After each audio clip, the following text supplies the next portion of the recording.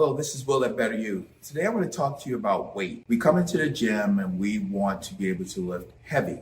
But I ask people, what is heavy? And what happens is that most of my clients, I train them, including pro athletes, they use very little weight. I'll give you an example. This is a side lateral raise. This is one of the four that I have. And the difference between them is this one thing here. This is a cam. The bigger the cams are, the more assistance it gives you, which means that 20 pounds on here may feel like 60 pounds on another machine. So I use that because cams allow it to be either heavy at the bottom, heavier at the top, or it has a smooth motion in between. So when I have someone with an injury, say a deltoid or shoulder injury, I need for it to be a little bit lighter at the bottom, so when I get to the top, I can get more of a contraction.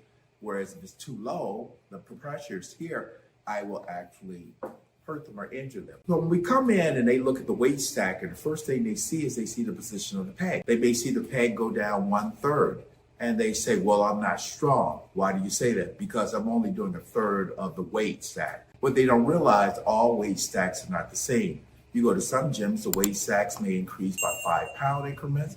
Some may increase by 10-pound increments. Where I have these, they increase by 15-pound increments. And another thing, most weight stacks you look at may be 100 pounds, 150 pounds, whereas this one I have, which here is a 350-pound weight stack. So by the peg being at a certain position down, doesn't mean that you're weak. You have to actually look at how much you lift. And then understand this.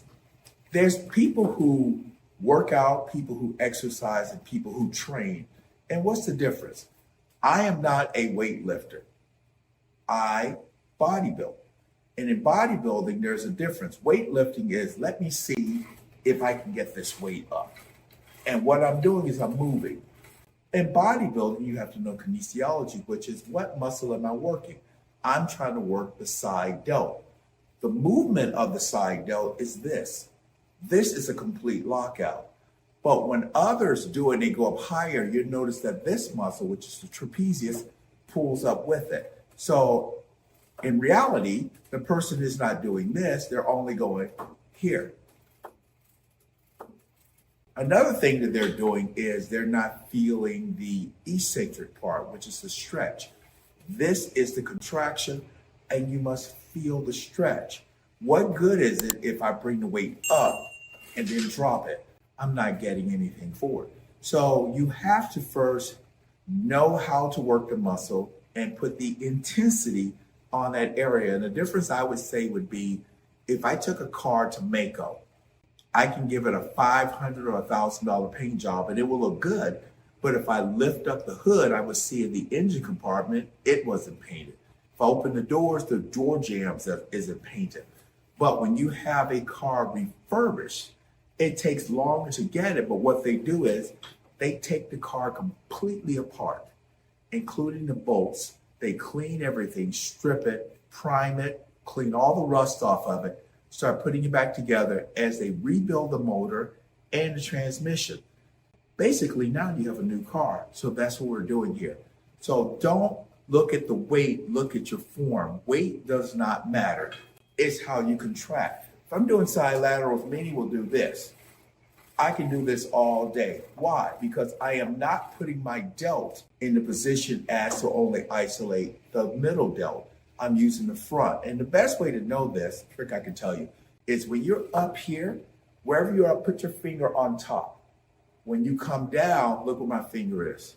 It's actually on the front delt. So if I'm doing this, finger on top, I'm working front delt. If I was working side delt, I must put it here and put the finger there and notice it's going. And I must control it coming down. When you can fatigue with very little weight, then you're good and you're working the muscle, because the muscle does not know how heavy it is. I mean, weight can make you struggle even if it's light. For an example would be if I had a 2.5-pound weight plate and I held it 3 inches over your foot and I told you I was going to drop it, would you be nervous? No. But if I took that same weight and held it 30 feet in the air, would you be nervous? Yes, because there's a different intensity that comes into it. And so you must do this. Now I'm going to really blow your mind. Weight does matter. You need hypertrophy. Once you learn how to control it and do it the right way, then you must intensify it with the weight, making it heavier so you will force the muscle to grow. And yes, Rome was not built in a day, so your increase may be 5 pounds, 10 pounds, whatever. But once you get to a point that the muscle can't do anymore, what you do then is change the angle, change the position so that it starts anew.